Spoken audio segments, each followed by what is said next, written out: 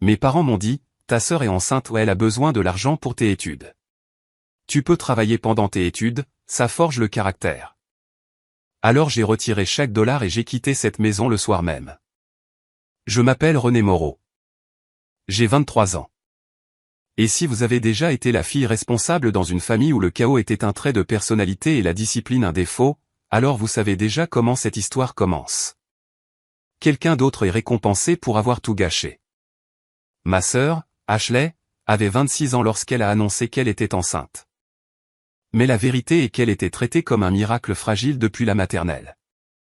Elle savait pleurer sur commande avant de savoir épeler son propre nom. Je n'exagère pas. Ashley pouvait incliner son menton, laisser sa lèvre trembler, et faire accourir ma mère comme si la maison était en feu. C'était un art chez elle, une véritable arme. J'ai passé la majeure partie de mon enfance à apprendre que les faits importaient beaucoup moins que celui qui semblait le plus blessé. Ashley voulait des cours de danse à 8 ans. Maman l'a inscrite au studio le plus cher de la ville, lui a acheté 3 juste-au-corps scintillants et a assisté à chaque récital comme si elle regardait la royauté descendre du ciel. Moi, j'ai demandé des cours de guitare une fois. Maman a souri distraitement et m'a dit, peut-être l'année prochaine, ma chérie. L'année prochaine n'est jamais arrivée. Quand Ashley avait 16 ans, elle a embouti la voiture de maman contre une boîte aux lettres parce qu'elle envoyait des SMS à son petit ami, Kevin, en conduisant. Mon père est sorti, a regardé le pare-choc cabossé et a dit, ça arrive, ma belle. Pour ça qu'il y a l'assurance. Je suis rentré 10 minutes après l'heure de couvre-feu un soir parce que mon service à l'atelier mécanique avait débordé, et j'ai été privé de sortie pendant 2 semaines pour avoir été irresponsable. Voilà ma famille en un instantané. Ashley faisait des dégâts. J'en payais le prix émotionnel. Elle ratait les dîners de famille pour sortir avec ses amis. Et mes parents riaient de son côté sociable. J'ai manqué un seul dîner du dimanche parce que je devais remplacer un collègue. Et soudain, j'étais égoïste, déconnecté, et j'oubliais ce qui comptait le plus. Après un moment, j'ai arrêté de me plaindre. Me plaindre ne faisait que me rendre amer, et j'ai compris très tôt. Dans un système truqué, la vérité ne gagne jamais. Alors, j'ai gardé la tête baissée, j'ai travaillé plus dur, je suis devenue plus silencieuse, la fille qui n'avait besoin de rien parce que demander des choses était dangereux à la maison, sauf si on s'appelait Ashley. À 15 ans, j'avais un emploi à temps partiel. À 16 ans, j'avais des économies. À 17 ans, j'avais une moyenne de 17/20 et des callosités sur les mains à force de travailler 20 heures par semaine après l'école chez Mécanique Dubois. Monsieur Dubois était un vétéran du Vietnam bourru d'une 60aine d'années qui terrifiait la plupart des adolescents. Il dirigeait l'atelier comme une unité militaire. Si vous ratiez un changement de frein, vous le refaisiez. Si vous étiez en retard, il le remarquait. Si vous trouviez des excuses, il vous coupait la parole avant que vous ayez fini votre phrase. Je l'ai aimé immédiatement. Pas de manipulation, pas de favoritisme, pas de miroir aux alouettes émotionnelles, juste cause et effet. Tu es l'une des bonnes, m'a-t-il dit un après-midi alors que nous changions les pneus sous la chaleur de juillet. La plupart des jeunes de ton âge n'arrivent même pas à être ponctuels, sans parler de travailler réellement. Venu de lui, c'était presque un câlin. Chaque paie que je gagnais allait d'abord sur mon compte bancaire, puis sur le fonds universitaire 529 que mon grand-père, Jean, avait ouvert pour moi à ma naissance. Grand-père Jean était le père de ma mère, un ingénieur à la retraite avec un esprit d'acier et aucune patience pour les sottises. Chaque anniversaire et Noël, au lieu de jouets ou de cadeaux inutiles, il déposait de l'argent sur ce fonds. Tes parents ont de bonnes intentions, m'a-t-il dit une fois à 14 ans, la voix sèche d'une retenue qui signifiait qu'il n'y croyait absolument pas, mais ils confondent t'aider et encourager. Tu auras besoin de ça quand le moment viendra. Il avait raison. À la fin du lycée, entre les contributions de papy et les miennes, le compte détenait un peu plus de 42 000 euros. Pas assez pour une école privée chic, mais largement suffisant pour traverser l'université d'État sans me noyer sous la dette. J'avais déjà été accepté avec une bourse académique partielle. Entre la bourse, le fonds et un travail à temps partiel, j'avais un plan. Ashley, non. Le plan d'Ashley semblait impliquer d'échouer à la fac communautaire après un semestre, de passer d'un emploi dans la vente au détail à un autre, et d'orbiter autour de Kevin. Qui travaillait dans un kiosque de téléphonie mobile au centre commercial et semblait constamment confus face à l'âge adulte. 3 semaines avant mon départ pour l'université, Ashley s'est présentée au dîner de famille avec Kevin et l'expression de quelqu'un sur le point d'annoncer soit un miracle, soit un crime. Maman avait fait du rôti de bœuf. Papa regardait le baseball à moitié. J'essayais de manger assez vite pour être à l'heure pour mon service. Ashley s'éclaircit la gorge. Alors, nous avons une nouvelle. La table devint silencieuse. Même papa coupa le son de la télévision. Ashley prit la main de Kevin et s'exclama, « Nous sommes enceintes ». Le visage de maman tressaillit dans deux directions à la fois. L'horreur et la joie forcée luttant en temps réel. Papa fixait son assiette comme si la sauce contenait des conseils financiers. Kevin avait l'air terrifié, ce qui, il faut lui rendre justice, était la réaction la plus appropriée de la pièce. « C'est merveilleux, ma chérie, dit maman finalement, sa voix devenant stridente d'effort. Une telle bénédiction. Papa hocha lentement la tête. Oui, une bénédiction. Super. J'ai continué à manger, non pas parce que je m'en fichais, mais parce que je savais déjà comment ce film allait se terminer. Le reste du dîner se dissout en questions pratiques auxquelles ni Ashley ni Kevin ne pouvaient répondre. Où allait-il vivre? L'appartement d'Ashley n'était qu'un studio.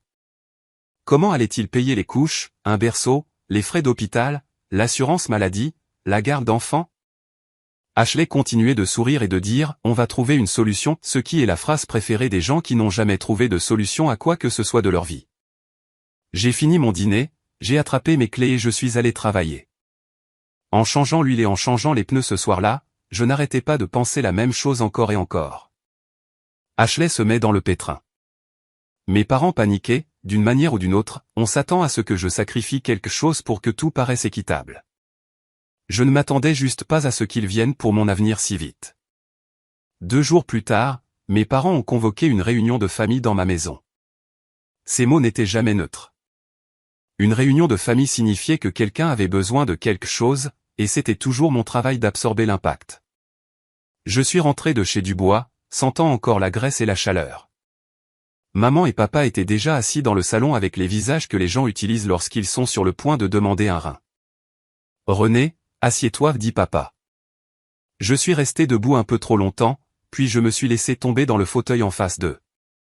Maman croisa les mains. Ta sœur traverse une période très difficile en ce moment. Elle est sur le point de devenir mère, et c'est une énorme responsabilité. Elle a besoin de soutien, pas de jugement. C'était parti.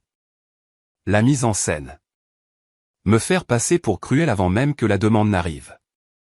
Papa se pencha en avant. Un bébé coûte cher. Frais d'hôpital, meubles de nurserie, couches, lait en poudre, vêtements, visite médicale.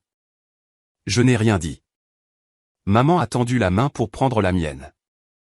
Je l'ai retirée avant qu'elle ne puisse me toucher.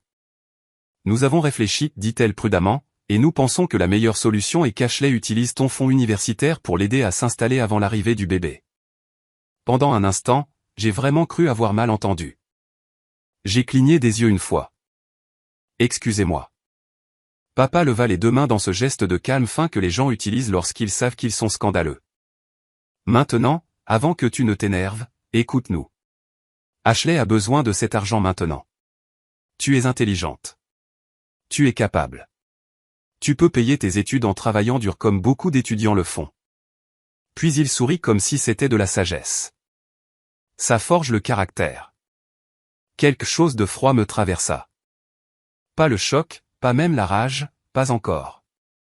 La reconnaissance. Il le pensait vraiment.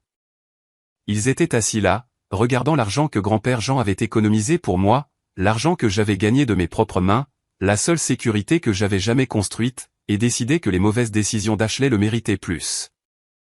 C'est mon argent, dis-je, et ma voix semblait presque trop stable. Grand-père a créé ce fonds pour moi. J'y contribue depuis que j'ai 15 ans. C'est pour mes études. Les yeux de maman se remplirent immédiatement. Son mouvement signature. René, s'il te plaît, ne sois pas égoïste. Ta sœur a besoin d'aide. C'est ce que fait la famille. Je la fixais. Aide. Ce mot encore. Quand la famille m'avait-elle aidé? Quand j'ai demandé des cours de guitare? Où était la famille? Dis-je. quand j'avais besoin d'un coup de pouce pour le concours scientifique du district et que vous avez tout de manquer ça parce qu'Ashley avait un récital? Où était la famille? Quand j'ai été major de promotion chaque semestre et qu'aucun de vous n'a même retenu la date de la cérémonie? Où était tout ce soutien dont vous parlez? La mâchoire de papa se contracta. Ce n'est pas le sujet. Non, dis-je doucement. C'est exactement le sujet. Les larmes de maman coulèrent plus vite. Tu es cruel. Cruel. Ce mot m'a presque fait rire. Ashley pouvait détruire des voitures, quitter des emplois, flotter dans la vie, tomber enceinte sans aucun plan. Et mes parents traitaient ça d'être dépassé. J'ai dit non une fois, une seule fois, et soudain, j'étais cruel. Papa se pencha en avant, sa voix s'aiguisant. Tu peux contracter des prêts étudiants comme tout le monde. Tu t'en sortiras. Je regardais de lui à maman et inversement. Ils étaient sérieux. Ils voulaient que je m'endette pendant une décennie pour qu'Ashley puisse acheter un berceau et des couvertures pastel pour le bébé qu'elle avait fait avec un homme qui pouvait à peine payer son propre loyer. Non, dis-je. Maman cligna des yeux. René. Non. Le visage de papa changea de couleur. Il faisait toujours ça juste avant d'exploser, comme si la colère montait en lui par couches. Tu vas aider ta sœur. Nous sommes tes parents et nous te disons que c'est ce qui va se passer. Non, ce n'est pas le cas. Maman essuya ses joues et se redressa, passant soudain de blessé à rôder. Le fonds est à ton nom, mais nous sommes tes parents. Nous pouvons y accéder en ton nom jusqu'à tes 25 ans. La voilà. La partie qu'ils avaient clairement discutée avant mon retour. L'angle légal, la phrase préparée, l'hypothèse que j'étais encore une enfant sous leur toit, trop obéissante ou trop effrayée pour riposter. Ce qu'ils ne savaient pas, c'est que grand-père Jean avait réfléchi à cela des années auparavant. Lorsqu'il a ouvert ce plan 529, il s'était assuré qu'une fois que j'aurais 18 ans, le contrôle total me serait transféré. Pas partagé, pas conditionnel. À moi. En fait, dis-je en me levant, vous ne pouvez pas. Papa fronça les sourcils. Quoi? Le compte est passé sous mon contrôle quand j'ai eu 18 ans. Vous n'y avez aucun accès. Aucun retrait, aucun changement, rien. Le silence qui suivit fut si complet que j'entendis le réfrigérateur ronronner dans la cuisine. La bouche de maman s'ouvrit. Papa me fixa comme si je venais de lui donner une gifle. Puis il dit avec une haine si rapide qu'il oublia de la cacher, ce vieil homme sournois. Il s'arrêta trop tard. Je sentis quelque chose se stabiliser en moi. Quelque chose de définitif. Pas parce qu'il insultait papy. Mais parce qu'en une seconde négligente, il a révélé exactement ce que c'était. Pas de l'inquiétude, pas de l'amour, pas de la famille essayant de survivre ensemble. Le contrôle. Ils étaient furieux parce que la seule chose qu'ils pensaient pouvoir encore me prendre était déjà hors de portée. Il avait tout à fait raison, dis-je. Ce argent n'a jamais été le vôtre. Maman se leva aussi. René, s'il te plaît. Ta sœur a peur. Elle a vraiment besoin de ça. Tu ne peux pas trouver dans ton cœur d'aider ta famille. Je la regardais. Vraiment la regardais. La femme qui m'avait vu devenir autosuffisante parce que c'était pratique. Qui félicitait Ashley d'être émotionnelle et me traitait de froide pour m'être adaptée à la négligence, qui voulait maintenant m'attendre comme s'emballer comme un cadeau parce qu'Ashley avait enfin épuisé les lieux plus doux où atterrir. La famille s'aide mutuellement, n'est-ce pas, demandai-je doucement. Maman hocha trop vite la tête. Oui. Alors, où était cet esprit de famille quand j'avais 14 ans et que je voulais apprendre la guitare? Où était-il quand je devais supplier les gens pour des trajets parce que personne ne se souvenait de mon concours de sciences?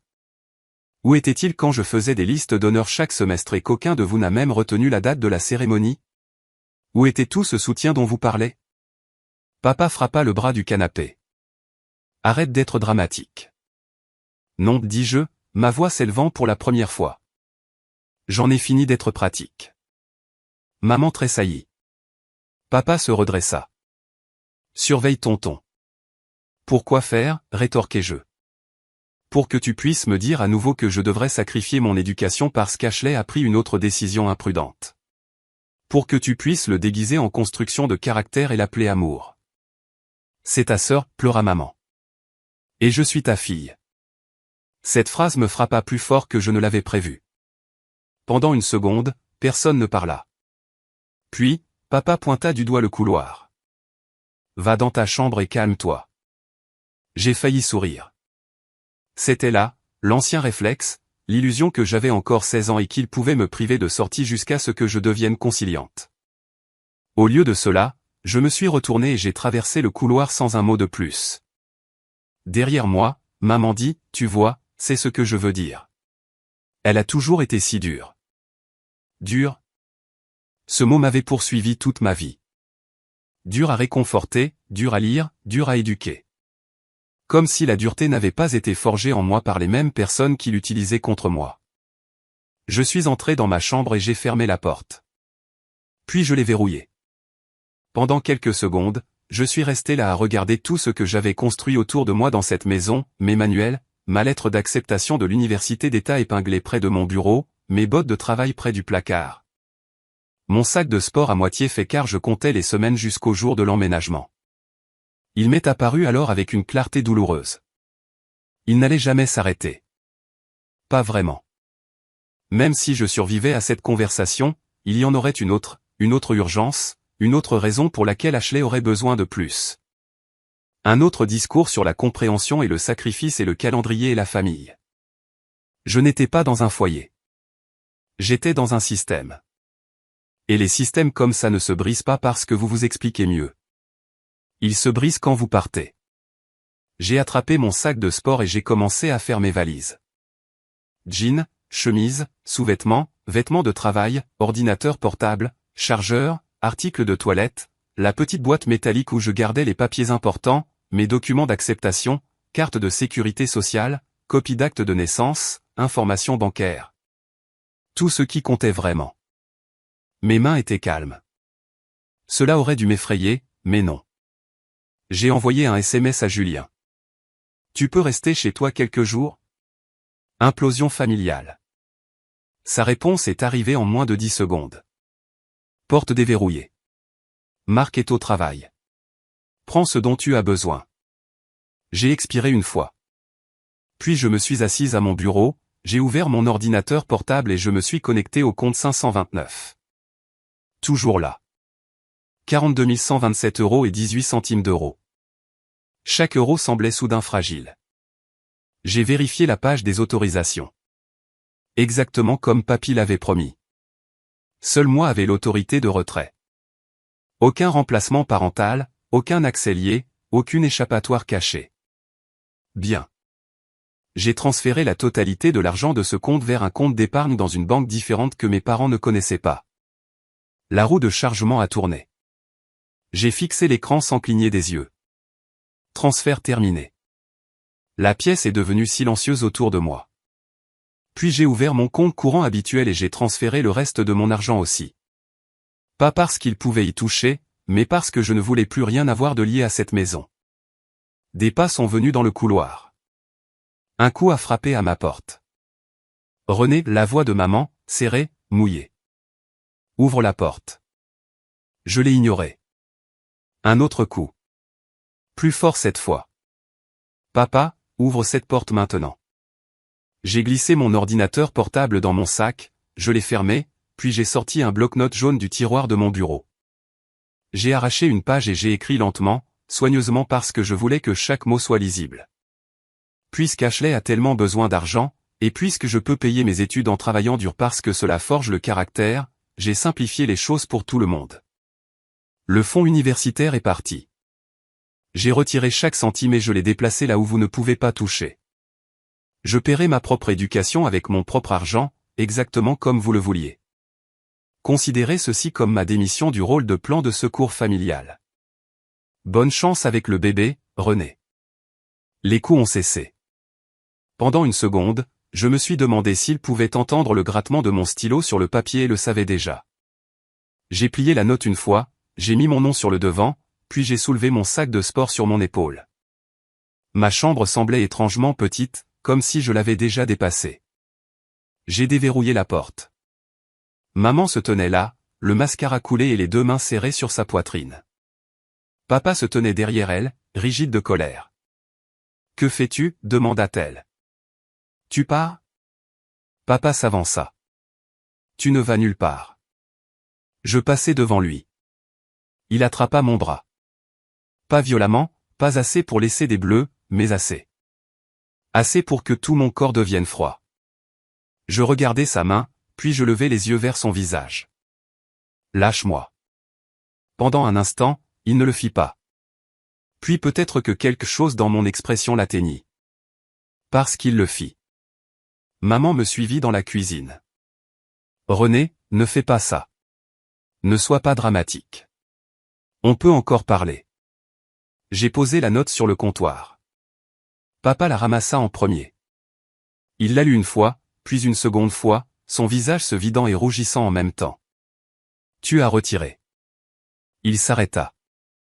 Maman la lui arracha des mains, lut, et émit un son étranglé dans le fond de sa gorge. Tu as tout retiré, murmura-t-elle. Tout? Vous n'aviez pas le droit, commença papa. Je me retournai si vite qu'il s'arrêta réellement de parler. Pas le droit, dis-je. C'est mon fonds, mon avenir, mon argent. La seule raison pour laquelle vous êtes en colère, c'est parce que je suis arrivé avant vous. Maman parut brisée maintenant, mais je ne pouvais pas savoir si c'était du chagrin ou de la frustration que le plan ait échoué. Où vas-tu? Loin. Tu ne peux pas simplement partir pour un désaccord, dit-elle. Un désaccord.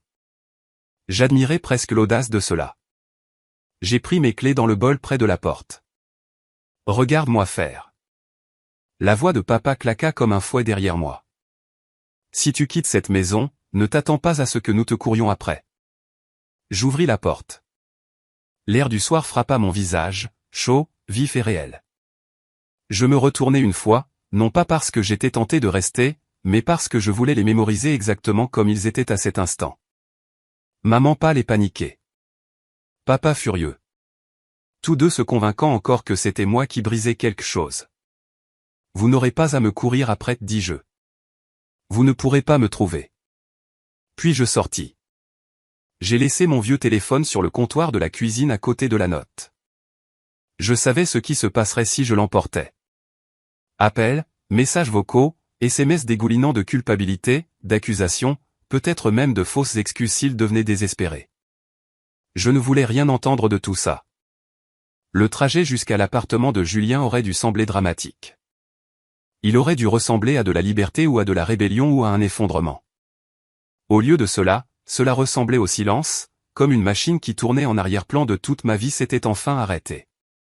Pas de rage, pas de larmes, juste de la clarté. Les lampadaires glissaient sur le pare-brise en longues traînées jaunes. Mes mains reposaient fermement sur le volant. Mon cœur ne battait plus la chamade. C'était presque paisible, ce qui était troublant à sa manière. Julien ouvrit la porte avant même que je n'aie frappé. Il jeta un coup d'œil à mon visage, prit le sac de sport sur mon épaule et dit, « Cuisine, j'ai du soda. » Pas de question d'abord.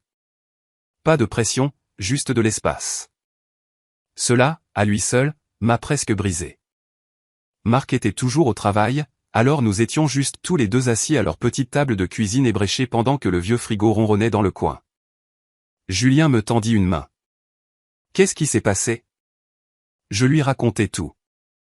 L'annonce d'Ashley, la réunion de famille, mes parents exigeant le fonds universitaire, le discours sur les prêts étudiants et la construction du caractère, le transfert, la note, le départ.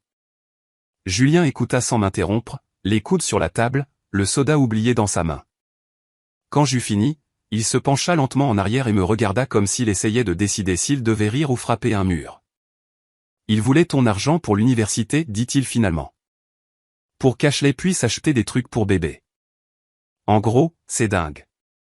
Ouais. Non, René, ce n'est pas un drame familial normal.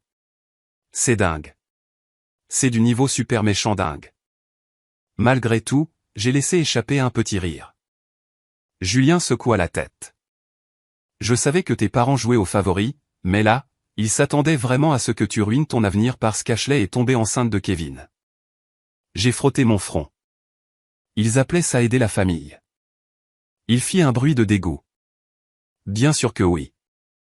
Julien me connaissait depuis le collège. Il avait vu assez de fêtes d'anniversaire, de dîners et de fêtes pour comprendre la forme de ma famille, même avant que je ne l'admette pleinement moi-même. Il était la première personne à appeler cela ce que c'était. Prise d'otage émotionnelle, avait-il dit une fois après avoir regardé ma mère me culpabiliser pour lui céder des billets de concert que j'avais économisés pour moi. À l'époque, je pensais qu'il exagérait. Il ne le faisait pas. Alors, maintenant, demanda-t-il. J'ai pris une gorgée de soda. Il était tiède. Probablement parce que mes mains étaient plus chaudes que je ne le pensais. Maintenant, je finis l'été chez Dubois. Puis je commence l'université en août. Même plan, juste sans eux. Julien m'étudia. Tu le penses vraiment? Je croisis son regard. J'en ai fini. Il hocha la tête une fois. Pas de pitié là-dedans. Juste de la certitude. Alors, restant fini. Cette nuit-là, j'ai dormi sur leur canapé avec mon sac de sport par terre et mon ordinateur portable sous le bras comme quelque chose de semi-sauvage. Mais pour la première fois depuis des années, j'ai dormi sans attendre la prochaine embuscade émotionnelle. Au matin, j'avais une liste, nouveau téléphone, nouveau numéro, confirmation de nouveaux comptes bancaires, changement d'adresse postale, tout verrouillé. J'ai passé les 2 jours suivants à construire des murs que mes parents ne pouvaient pas escalader. J'ai acheté un nouveau téléphone et n'ai donné le numéro qu'à Julien, Marc, Monsieur Dubois, grand-père Jean et 2 amis proches qui préféreraient mourir plutôt que de le laisser filtrer à ma famille. J'ai ouvert un autre compte dans une banque entièrement différente, j'y ai transféré tout mon argent, et j'ai activé tous les paramètres de sécurité qu'il proposait. J'ai changé les mots de passe de mon email, des portails scolaires, des connexions bancaires, et tout ce qui comptait. J'ai mis à jour les contacts d'urgence, retiré les informations de mes parents des formulaires qu'ils n'avaient plus le droit de toucher. Cela ne semblait pas paranoïaque. Cela semblait tardif. Quand je me suis présenté pour mon service chez Dubois ce lundi, Monsieur Dubois m'a regardé une fois, a essuyé ses mains sur un chiffon, et a dit, « Tu as l'air d'un sac. » Merci, dit-il. Ce n'était pas un compliment. J'ai réellement souri. Il plissa les yeux vers moi. Problème de famille? Oui. Tu as toujours un endroit où dormir? Oui, il hocha la tête comme si c'était la seule réponse qui comptait. Puis il désigna l'arrière du garage. Un bon moteur sur la Civic doit être retiré. Remets-toi en ordre et viens aider. C'était sa version de la gentillesse. Et bizarrement, cela m'a plus rassuré que la sympathie. Vers midi, alors que nous étions plongés dans la graisse et les pièces de moteur, il dit, « Tes parents t'embêtent pour l'école ?» J'ai jeté un coup d'œil. Quelque chose comme ça. Il continua de travailler. Quand je suis revenu du Vietnam, mon père voulait que je reprenne son magasin de quincaillerie. Il avait planifié toute ma vie.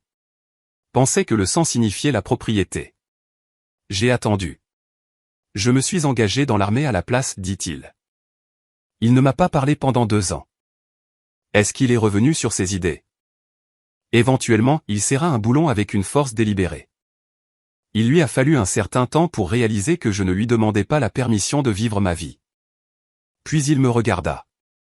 Parfois, la meilleure chose que tu puisses faire pour ta famille est de leur apprendre que tu ne leur appartiens pas. J'ai dégluti difficilement. Maintenant, arrête de rester là à penser, marmonna-t-il. Les plaquettes de frein ne se remplacent pas toutes seules.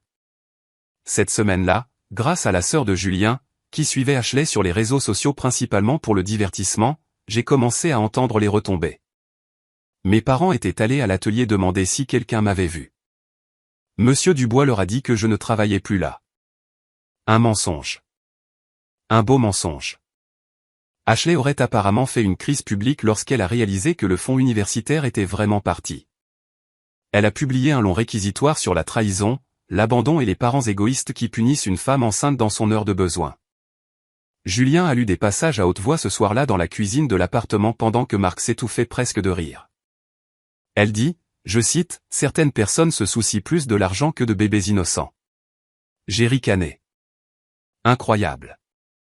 Marc ouvrit le frigo. A-t-elle mentionné la partie où l'argent appartenait? Pas si ça ne l'aidait pas. Julien continua de faire défiler. Les commentaires sont mitigés. Ses amis te traitent de sans-cœur. Une femme qui ressemble à une tante dit, voilà pourquoi la famille est en train de s'effondrer en Amérique. Oh. Et un gars a écrit, peut-être ne pas tomber enceinte si on n'a pas les moyens d'acheter des Pampers. J'ai ri plus fort que je n'aurais dû. Mais la vérité était plus simple que les blagues. Je ne me sentais plus en colère, juste distante, comme si ma famille appartenait à une autre vie. Le semestre de printemps est arrivé plus vite que je ne l'avais prévu. Mes notes sont restées élevées. Marc m'a promu mécanicienne en chef le week-end parce que j'étais la seule employée capable de diagnostiquer la moitié des problèmes électriques que les clients apportaient. Et quelque part entre les projets de groupe et les reconstructions de moteurs, j'ai rencontré Adrien Lambert.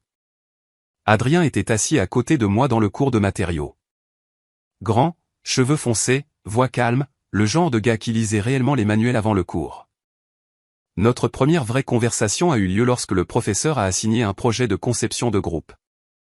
Adrien a jeté un coup d'œil à un diagramme d'assemblage de moteurs et a dit « J'ai l'impression que tu sais comment ça marche réellement. » J'ai haussé les épaules.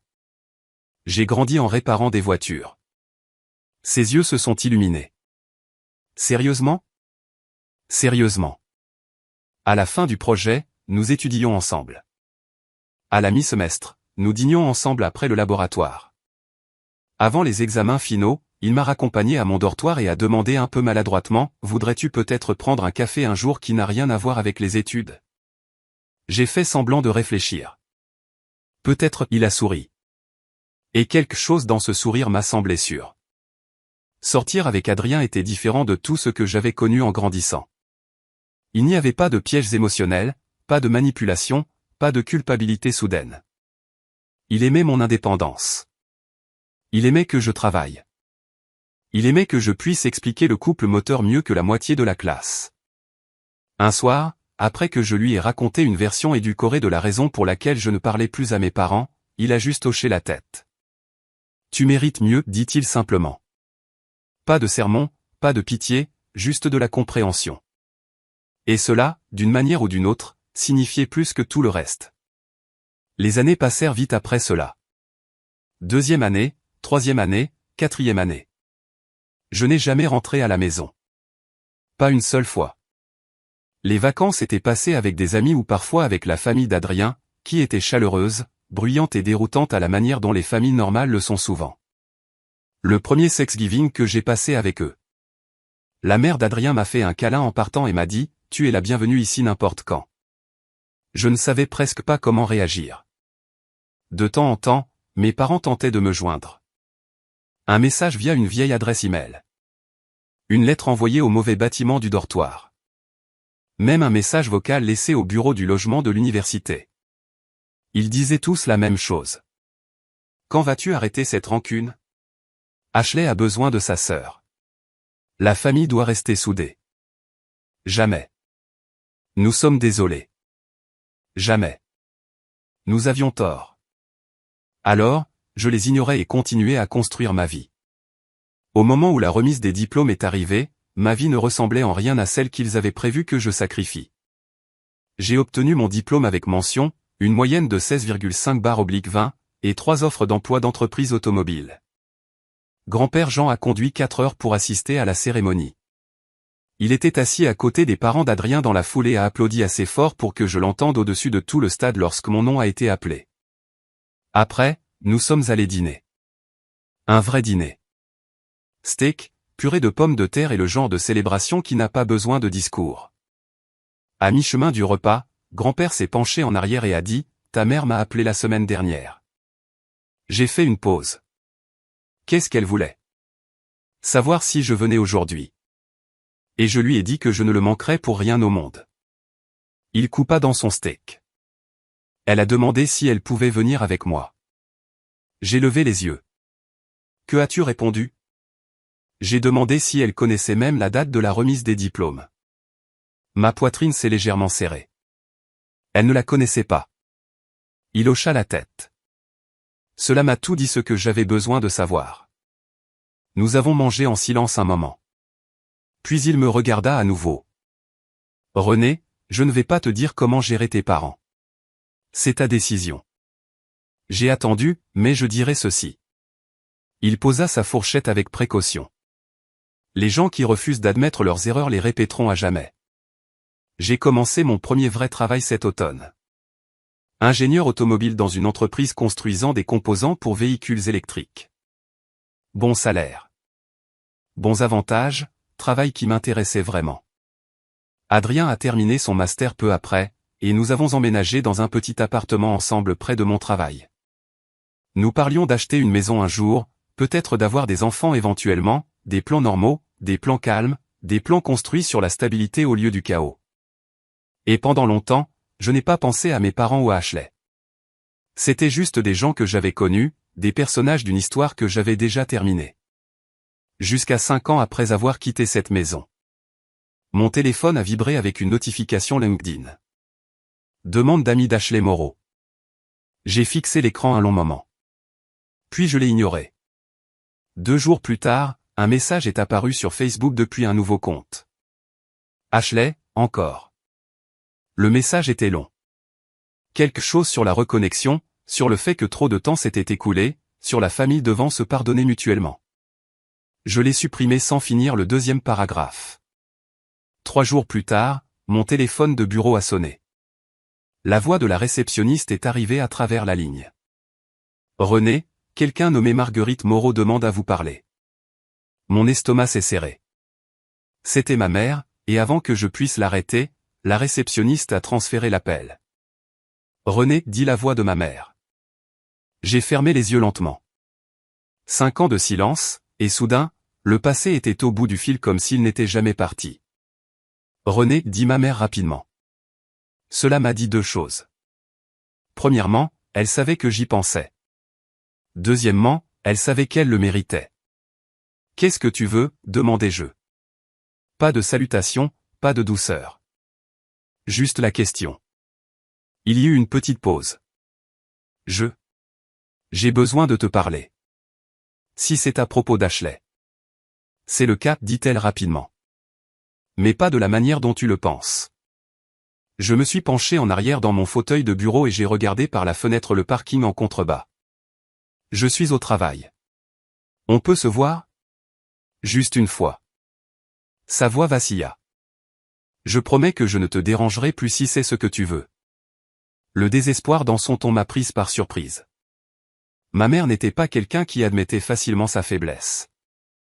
Pendant la majeure partie de mon enfance, elle avait été la directrice émotionnelle de toute la maisonnée.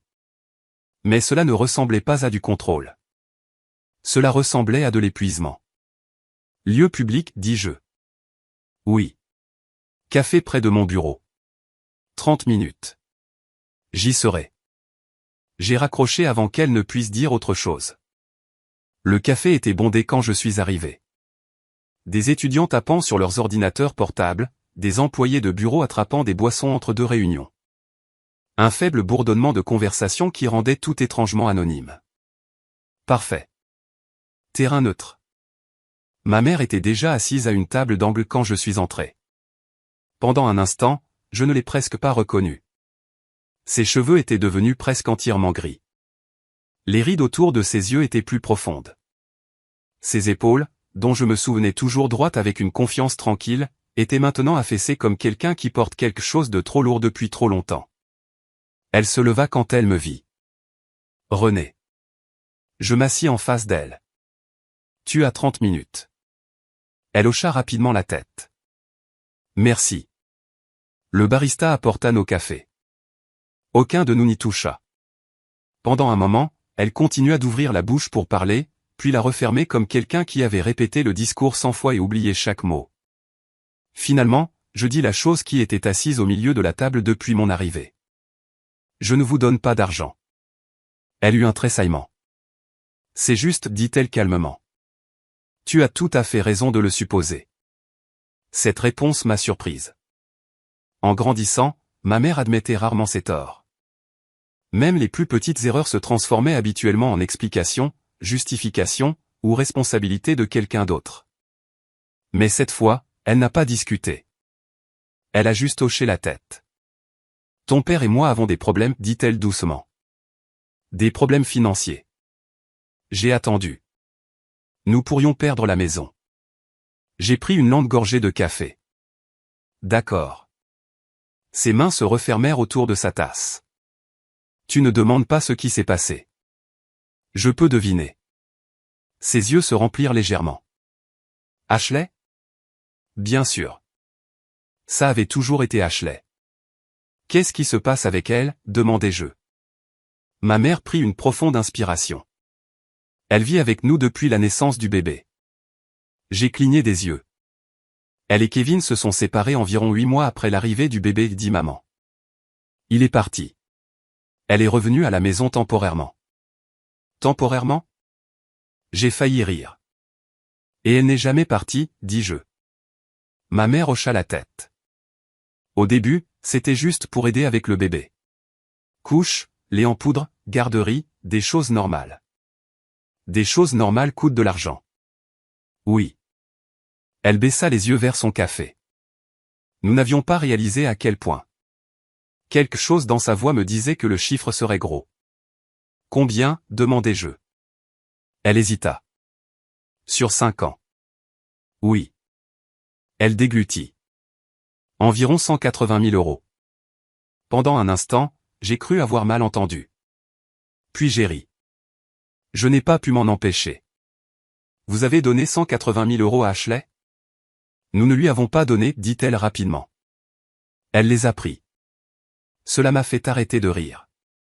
Quoi? Ma mère se frotta les tempes. Au début, nous aidions volontairement, mais elle avait accès à nos comptes bancaires pour les dépenses du bébé. Nous lui faisions confiance.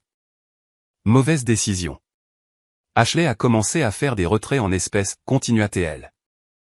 Utiliser des cartes de crédit dont nous n'étions pas au courant. Payer les soldes minimums, ouvrir des lignes de crédit. Je me suis penché en avant. Et vous n'avez rien remarqué? Nous avons remarqué de petites choses, dit-elle calmement. Mais elle avait toujours une explication. Une facture médicale, des fournitures scolaires, des dépôts de garderie. Le classique Ashley. De petits mensonges qui s'accumulaient. Comment avez-vous finalement découvert? La bouche de ma mère se contracta. L'entreprise de ton père réduit ses effectifs. C'était nouveau. Ils l'ont forcé à une retraite anticipée, continua-t-elle. Nous nous sommes assis pour examiner nos comptes de retraite, et l'argent avait disparu. Disparu? Pratiquement tout. Je la fixais. 200 000 euros. 180, c'est pareil. Les yeux de ma mère se remplirent de larmes. Quand nous avons confronté Ashley, elle a dit qu'elle avait besoin de l'argent pour élever sa fille, que nous aurions dû mieux la soutenir de toute façon. L'audace. Même après tout ça, Ashley croyait toujours qu'elle méritait plus. Alors, si je comprends bien, dis-je lentement, vous avez passé 5 ans à l'encourager, et maintenant elle a vidé vos comptes. Ma mère hocha faiblement la tête. Nous l'avons encouragée toute notre vie, murmura-t-elle. Et maintenant nous en payons le prix. L'ironie était presque parfaite. La fille pour qui ils avaient tout sacrifié était devenue celle qui les avait détruits. Qu'est-ce que tu veux de moi? Demandai-je. Ma mère secoua la tête. Je ne demande pas d'argent. C'était inattendu. Alors pourquoi es-tu ici? Elle croisa mon regard. Parce qu'il y a 5 ans, nous avons essayé de prendre ton fonds universitaire. Je ne répondis pas. Et quand tu as refusé, continua-t-elle, nous nous sommes dit que tu étais égoïste. Elle regarda la table. Mais tu n'étais pas égoïste. Elle fit un geste faible de la main autour d'elle. Tu te protégeais de devenir comme ça. Je ne te demande pas de régler nos problèmes, dit-elle calmement. Je voulais juste que tu entendes la vérité. Et la vérité est que, elle prit une respiration tremblante, nous avons encouragé Ashley pendant 30 ans. Et maintenant nous sommes fauchés. Le café bourdonnait autour de nous. Les étudiants riaient, les machines à expresso sifflaient. Un monde normal continuait pendant que l'histoire de ma famille s'effondrait silencieusement à travers une petite table. Je suis désolé, murmura ma mère.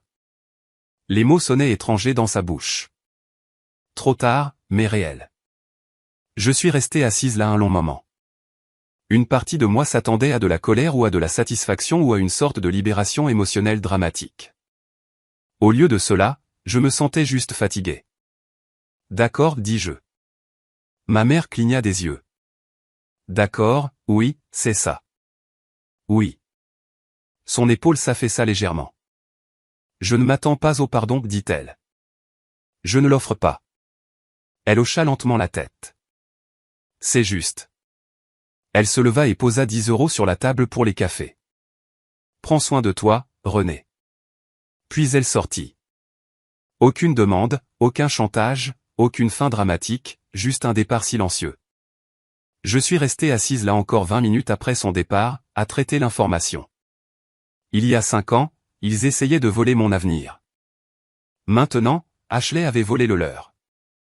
Le système s'était finalement effondré, et j'avais réussi à m'échapper juste à temps. Ce soir-là, j'ai tout raconté à Adrien autour d'un dîner. Alors, qu'est-ce qui se passe maintenant, demanda-t-il. Rien. Rien. Ce n'est pas mon problème.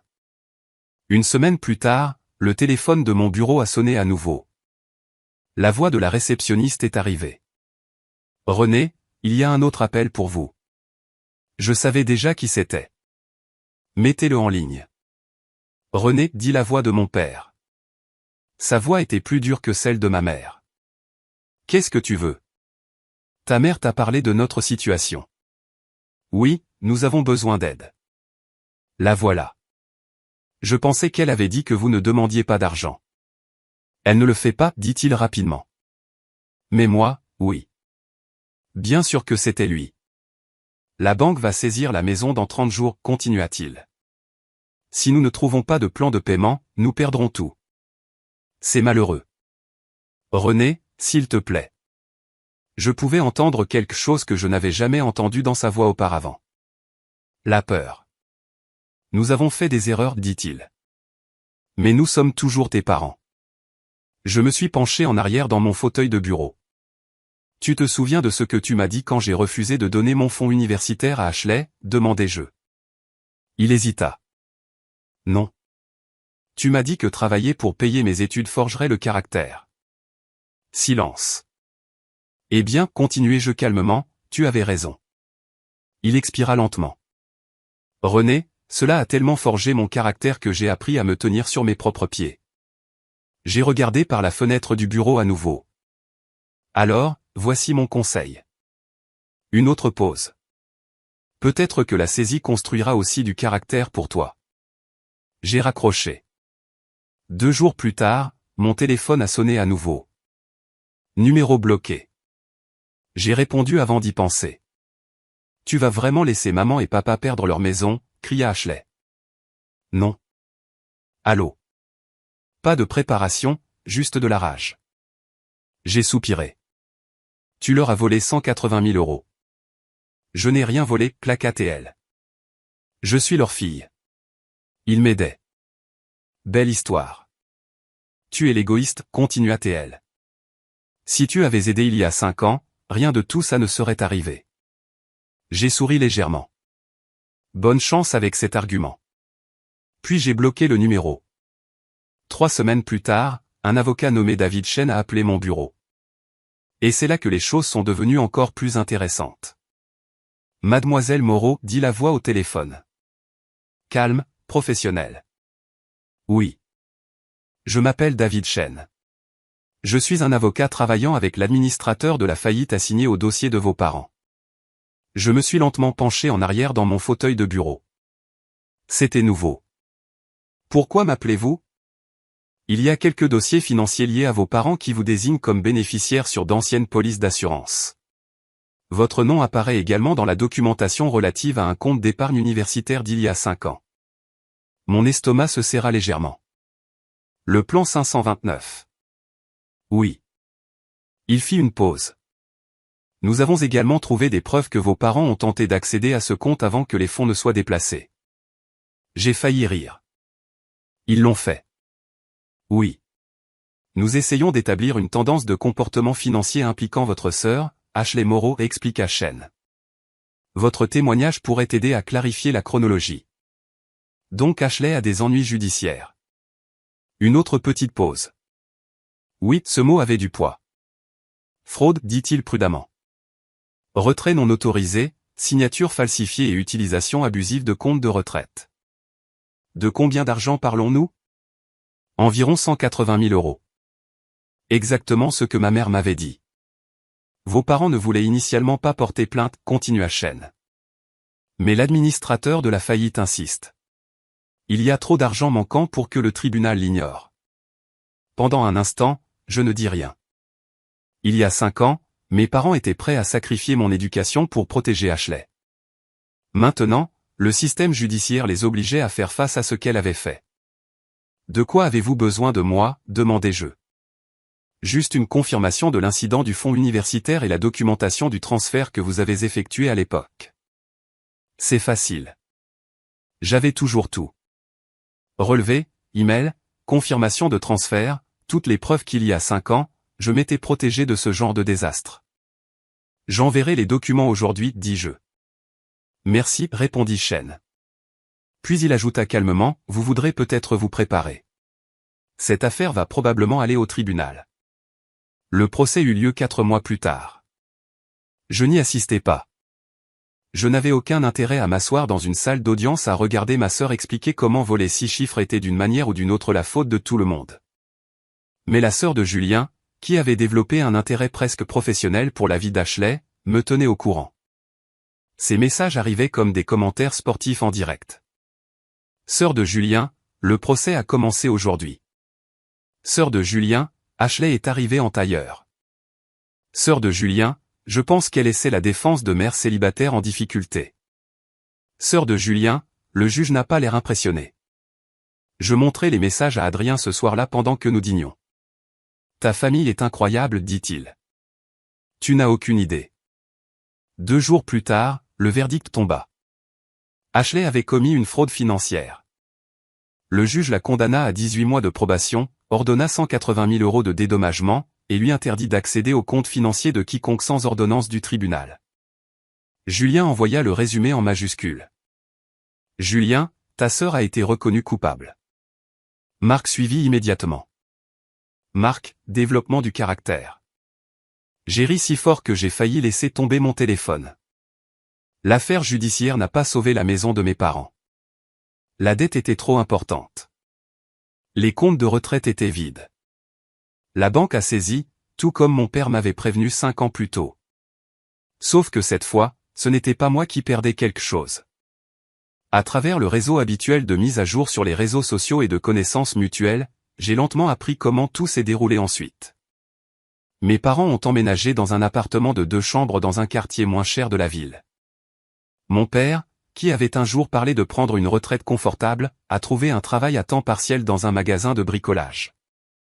Ma mère a commencé à travailler dans la vente au détail dans un grand magasin. Tous deux avaient la soixantaine, occupant des emplois qu'ils n'auraient jamais imaginé devoir reprendre. La situation d'Ashley était pire. L'approbation signifiait qu'elle avait besoin de revenus, de vrais revenus. Elle a fini par travailler à 2 emplois. Service du matin dans un café, service du soir dans une épicerie. Sa fille, ma nièce, a commencé à fréquenter l'école publique. Pour la première fois dans la vie d'Ashley, chaque euro qu'elle dépensait provenait de son travail. J'ai regardé tout ça de loin, non pas par cruauté, mais par nécessité. Certaines histoires n'ont de sens que lorsqu'on s'en éloigne suffisamment. Si j'étais resté proche, la culpabilité m'aurait peut-être ramené à leur chaos. La distance m'a donné de la clarté, et la clarté a rendu quelque chose de très évident. C'était la première fois de leur vie qu'ils faisaient face à des conséquences. Environ 6 mois après le procès, un colis est apparu sur le pas de ma porte. Aucune adresse de retour. À l'intérieur se trouvait une brochure pour un cours d'indépendance financière proposé par un collège communautaire. Le titre disait « Construire le caractère par la responsabilité financière ». J'ai fixé la brochure un instant, puis j'ai ri. Il y avait une note glissée à l'intérieur. Nous suivons ce cours maintenant. Apprenons ce que nous aurions dû apprendre il y a des décennies. Tu avais raison sur tout. Nous sommes désolés, maman. J'ai montré la note à Adrien ce soir-là. Mes parents suivent des cours de finances personnelles, dis-je. Il lut la note calmement. C'est vraiment triste, en fait. Ouais, mais c'est aussi nécessaire. J'ai jeté la brochure, mais j'ai gardé la note pour des raisons que je ne comprenais pas entièrement. La vie a continué. Adrien et moi nous sommes mariés l'année suivante. Rien de dramatique, juste une petite cérémonie à la mairie avec quelques amis. Pas de famille, pas d'invitation compliquée, pas de mines antipersonnelles émotionnelles, juste la paix. 1 an plus tard, nous avons acheté une maison, 3 chambres, un garage que j'ai immédiatement converti en atelier. Pour la première fois de ma vie, chaque centimètre carré de mon espace de vie appartenait à un avenir que j'avais construit moi-même. Le travail allait bien aussi. J'ai été promu ingénieur principal sur un nouveau projet de composants pour véhicules électriques. L'augmentation de salaire était suffisante pour qu'Adrien et moi commencions à parler de plans à long terme, d'enfants éventuellement, d'économie, peut-être d'agrandir la maison, des choses normales. Grand-père Jean nous rendait visite tous les quelques mois. Même à 87 ans, il traversait toujours l'État en voiture pour nous voir. Il aimait mon atelier. Chaque visite se transformait en 1 heure à inspecter le moteur ou le projet mécanique sur lequel je travaillais. Bon alignement ici, disait-il. Ou, tu réfléchis trop à ce support. Un après-midi, il s'assied à mon établi et dit doucement, tu as construit une belle vie. J'ai essuyé la graisse de mes mains. Tu as aidé. Non, dit-il. Je t'ai donné les outils. Tu les as utilisés. Il fit une pause. C'est ça, la différence. 2 ans plus tard, grand-père Jean est décédé paisiblement dans son sommeil. Il avait 89 ans. L'enterrement était petit, simple, exactement comme il l'aurait voulu. Son testament m'a laissé sa maison et 50 000 € d'économie. La lettre attachée à l'héritage disait, à René, qui s'est fait une vie sans avoir besoin de la permission ou de l'argent de qui que ce soit. Fier de toi, grand-père Jean. J'ai pleuré plus fort en lisant cette lettre que je n'avais pleuré aux funérailles. L'enterrement était aussi la première fois que je voyais mes parents en près de 6 ans. Ils se tenaient de l'autre côté du cimetière, plus âgés, plus petits. Mon père portait un costume qui semblait venir d'une friperie. Les cheveux de ma mère étaient devenus complètement gris. Aucun d'eux ne s'est approché de moi pendant le service. Ils ont simplement hoché la tête de loin. Ashley n'était pas là. Apparemment, elle n'a pas pu prendre de congé. Ce détail en disait plus que n'importe quelle excuse. Après l'inhumation, alors que les gens se dirigeaient lentement vers leur voiture, ma mère m'a rattrapé sur le parking. René, dit-elle doucement. J'ai regardé ma montre. Tu as 2 minutes.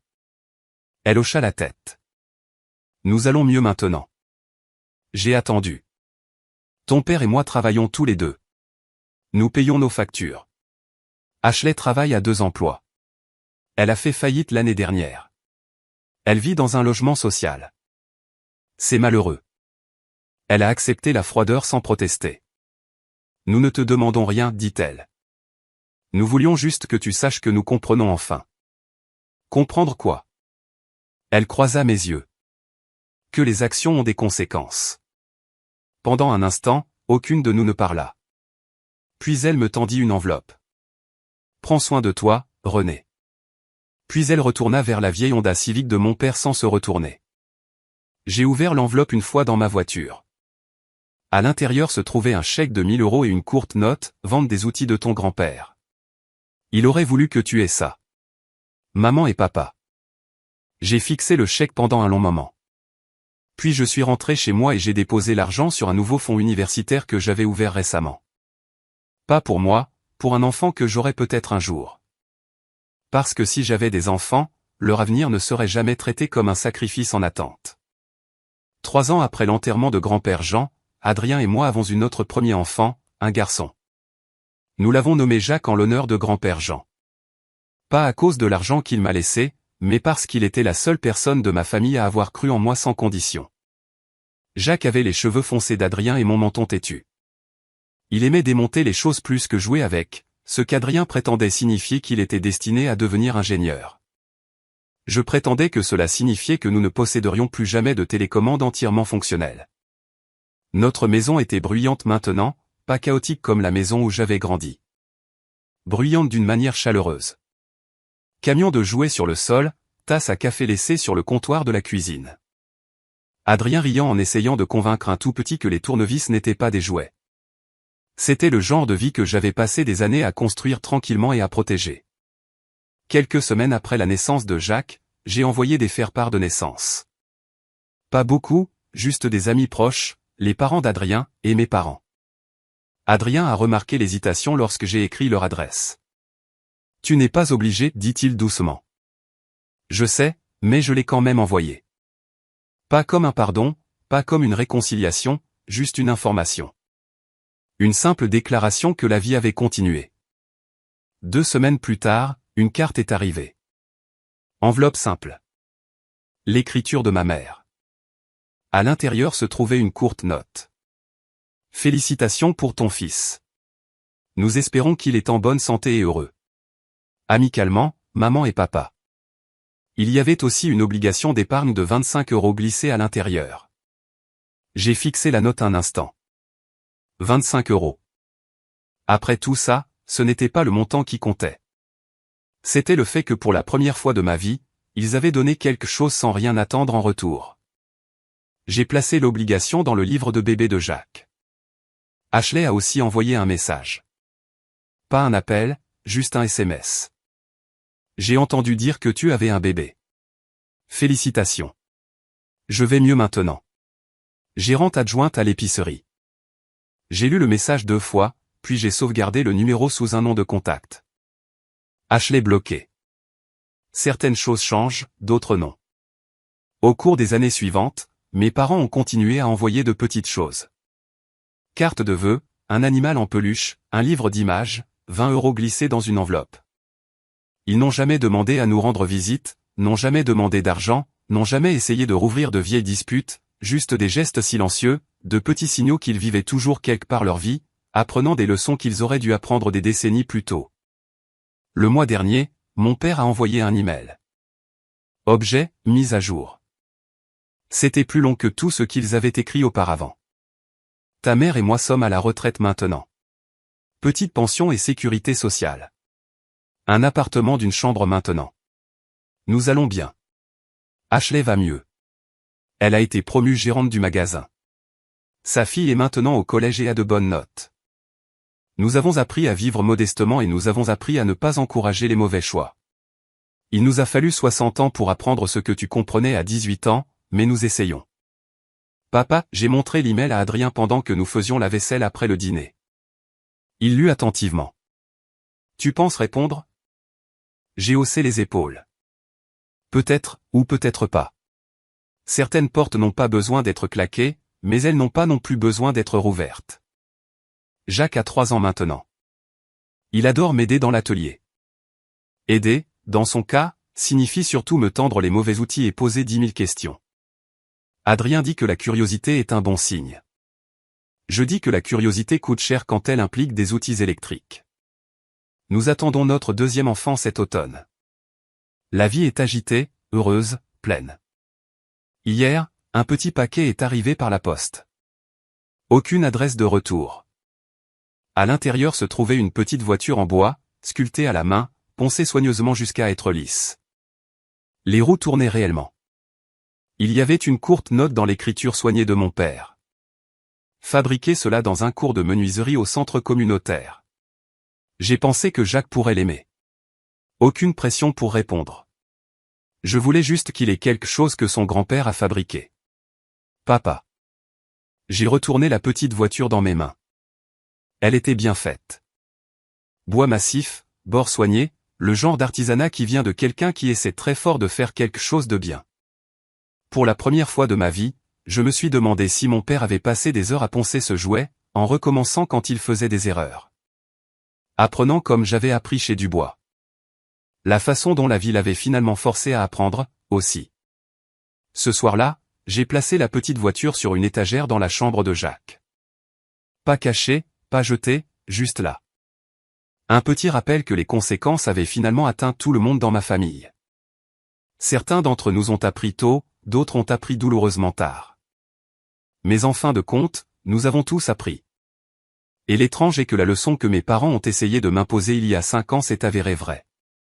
Travailler pour surmonter l'adversité forge le caractère, juste pas de la manière qu'ils avaient prévu.